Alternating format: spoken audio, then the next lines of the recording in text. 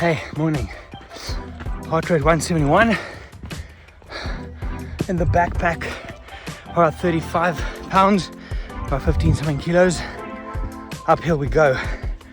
Jackson's found his buddy. This other dog, I think it lives here somewhere, but every time at the same spot we meet up and off they go, doing their thing. As soon as I get my breath, talk about resistance. For those of you that I've had a coaching relationship with over the last year or so, you'll know what the resistance is. There's a lot of it around this morning. Talk when I get a breath.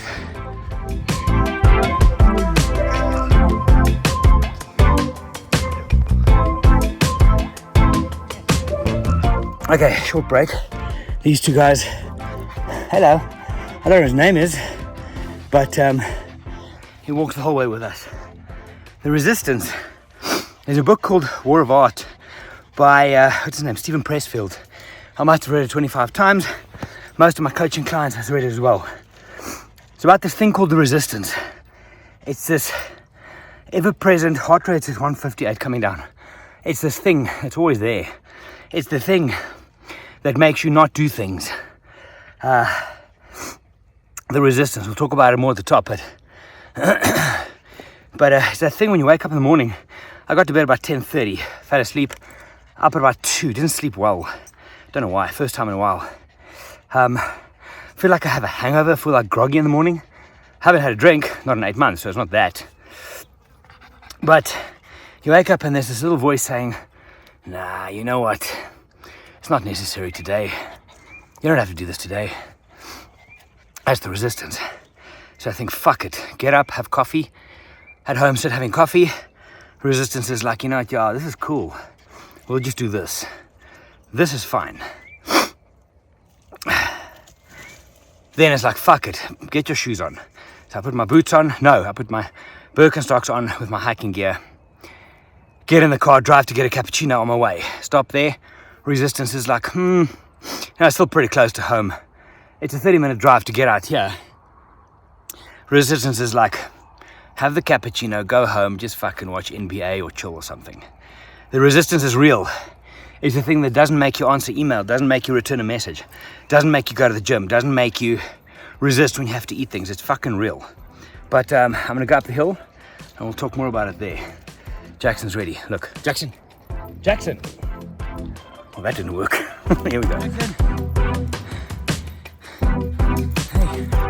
boy. Come to check on me. His mate's up there. Okay. It's the view over, I think it's Magaliesburg. But at one of the junctions now where the choice becomes 8Ks or 5Ks. Resistance is saying, come on, man. You've done well just to be here. You got here. That's enough for today. But now, at this point, and this I wrote about in my newsletter yesterday, now is when I start negotiating with myself. You did well, so it's Saturday, you can take it easy. You did this last week. You've had a good week of training, so why not? So those fucking negotiations is the problem. With a lot of things in life. You need to stop negotiating with yourself and just the whole if then. Okay, so if I did this last week, then I don't have to do this now. If I was strong enough to get here, then 5K is enough. I don't have to do 8. This bag's fucking heavy right now, I'm not gonna lie to you. Hey Jackson, he's pumped, he'll do anything. Yeah, the resistance, it's a real thing. Heart rate's down to 155, almost time to get going. 5 or 8. Has to be 8. Whew, here we go.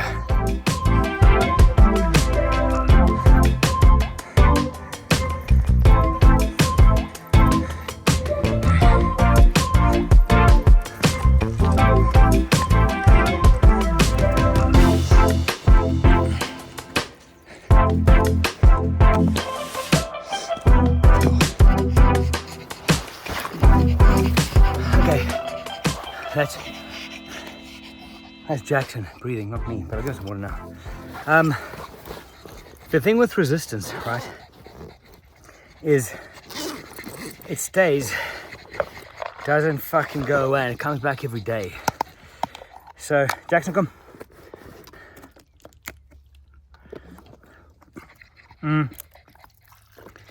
Even while walking up here, make the choice to do 8. The resistance is in the back of the mind all the time saying, if you turn back now, it's still less. You can turn around now, it's fine. Nobody's here to see it. It's so messed up, hey. So messed up. Negotiating with yourself. So that resistance thing, it's built in. You all have it. Every single one of you watching this has it. Most of us give into it. I'll watch another episode, it's fine. I can do that tomorrow. Read the book, War of Art, by Stephen Pressfield. Phenomenal read. Anytime I start a new project, or before long travels, or whatever the case is, before there's a lot of discipline and shit required, I read that. It's a bit of a kick in the arse, because it's very short chapters, but when you read it, you're like, holy shit, he's talking right to me. Then what happened to me? So some of the work I do with people, it's called shadow work, right? So what that is going to places in your head where you don't necessarily want to. And you do that for fuel. Some people call it dark psychology, but it's called shadow work, where you go back. It's those voices that wake you up in the middle of the night, 1 o'clock, whispering from the corner, hey, Jerry. And what do? Put a pillow over your head, you take a fucking tablet to go sleep, to ignore them, instead of saying, hey, pull up a chair, let's have a coffee and chat.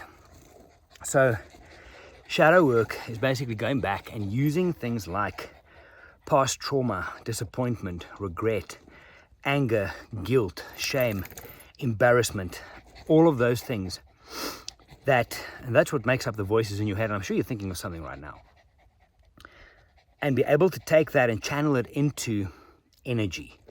I spoke about it in the previous video a little bit, where you can take anger and even rage, if you channel it in the right direction, because it's not necessarily destructive.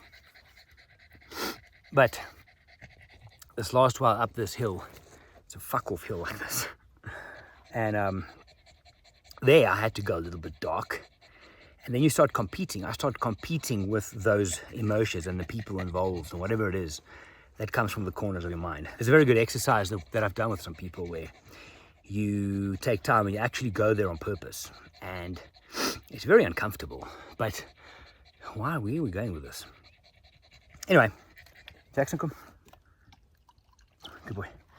It's very hot already. I think it's 32 in Joburg today. It's about late 90s. But yeah, so I'm over halfway, so now it's downhill, because resistance can't tell me anymore to change. This bag's not getting any lighter. But, nice, Jackson. The thing is, this morning, I really wasn't in the mood necessarily to do this. But I decided yesterday I'm going to. All the way until I got here. No. Even these Garmin things, you wake up and they give you a morning report. It's like, training readiness low, you didn't sleep enough. It's almost like Garmin tells you, hey, you suck today. It's almost like the resistance has a screen. So, but I had my coffee, and here I am. Over halfway now, it's downhill. Hardest work is done. Jackson's taking a bit of a break. Hey, my boy. So anyway, we can wrap this thing later, but yeah, just some more thoughts from a hike. Time to get going. Come, Jackson.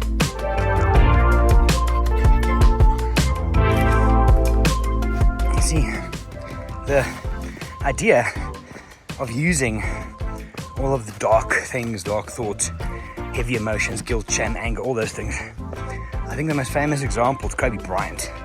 He created the black mamba as his alter ego, and that's where he channeled all of these things. Some people might say it sounds crazy, like, oh no, that's you creating alter egos and shit. But in my mind, if you don't control those things and they start managing you and your behavior, that's when you're going to lose your shit and go crazy. When you control it, you're by definition in control. It becomes very powerful. Definitely something to look at. I have for myself, I have for clients. It's very powerful.